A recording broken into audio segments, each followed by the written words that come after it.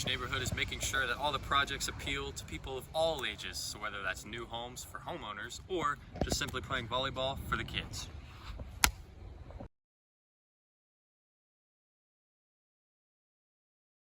Ryan, good morning, y'all. Today we're going to be talking about something a little bit more serious than usual. That's the immigration crisis that's happening at the border, especially under the Biden administration.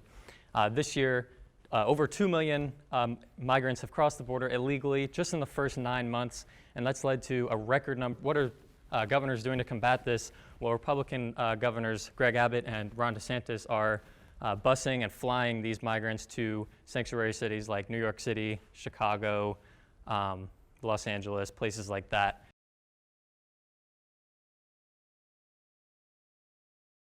Hey everyone, welcome back to the Digi 330 News Network. I'm here with special guest Anna Lunt. She's a Liberty student just like myself. Anna, thanks for being with us. Oh, thank you. How are you? I'm doing well. How are you? I'm great. So I understand you're a senior at Liberty, correct? Yeah, I'm junior, senior of the sorts. I have a year and a half left. Okay, So, all right, junior at Liberty. Yeah. So after spending all your life in Northern Virginia, Loudoun County, that kind of surrounding area, why did you want to stay in Virginia for college? Stay in Virginia.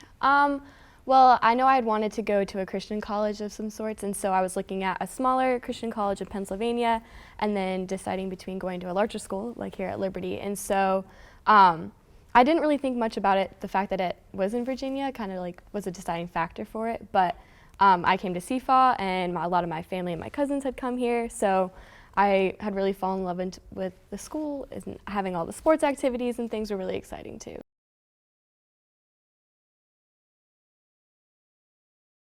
Well, we've got big news in regards to the Commonwealth's governor race between Glenn Youngkin and Terry McAuliffe, as it's Republican businessman Glenn Youngkin who claims victory in the race and deals a crushing blow to the Democrats. The underdog Youngkin will take over for Ralph Northam. Together, we will change the trajectory of this Commonwealth, said Youngkin to a group of cheering supporters following the victory. The shocking result will almost certainly have effects that last into the 2022 midterms in November. Well, in slightly less important matters, if you're like me, forgetting to return a book you checked out from the library might be one of your biggest fears. A library at Britain's University of Cambridge said that a recent college reunion event ended with a surprise. A book 50 years overdue finally was returned.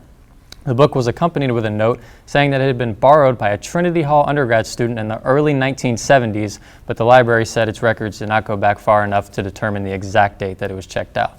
The library said the fine would have been for over $4,000 in late fees, but in this case, as the library said, better late than never. I'm Caleb McCusker, Morning News.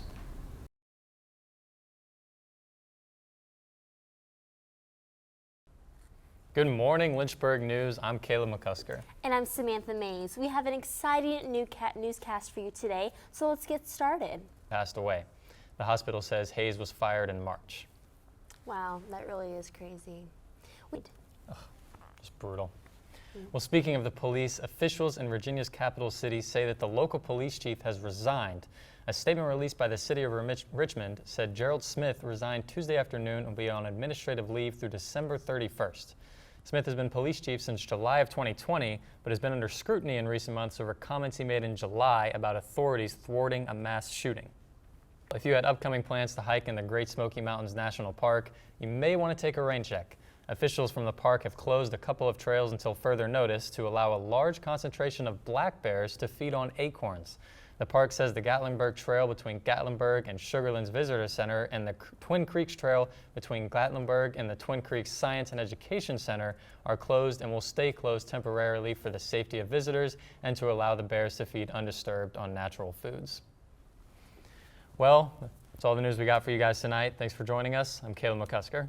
I'm Samantha Mays. We'll see you tomorrow from Lynchburg News. Goodbye.